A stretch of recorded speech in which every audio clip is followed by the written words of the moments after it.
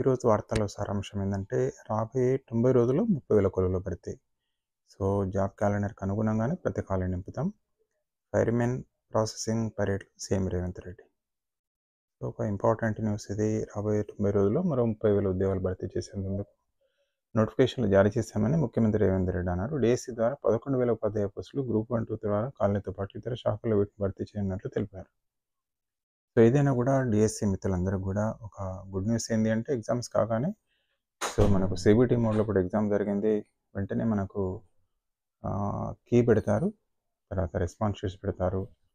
So తొందరనే మనకి ఏంటంటే రిజల్ట్స్ వచ్చే అవకాశం ఉంది. మోస్ట్ ప్రాబబ్లీ బహుశా అక్టోబర్ వరకు, బై అక్టోబర్ మేము ఎక్స్పెక్ట్ అక్టోబర్ 3 months అంటే ఆల్మోస్ట్ అక్టోబర్, నవంబర్ అని చెప్పుకోవచ్చు. బై అక్టోబర్ వరకు మనకు పోస్టులు భర్తీ అయ్యే అవకాశం ఉన్నట్టు దీని ద్వారా తెలుస్తుంది.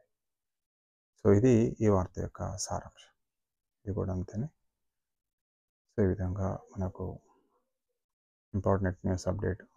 రాబోయే 90 రోజులు 30,000 కొలువుల భర్తీ అనేది ఒక ముఖ్యంగా డిఎస్సి ఎవరైతే ఇప్పుడు రాస్తున్న వ్యక్తులు ఉన్నారో వారందరికీ కూడా ఎవరైతే ఎంపికవుతారో వారికి most probably October, maximum November లోపల వాళ్ళకు పోస్టింగ్ ఆర్డర్స్ వస్తాయని ఎక్స్పెక్ట్ చేయొచ్చు. థ్యాంక్ యూ అండి. Thank you for watching this video.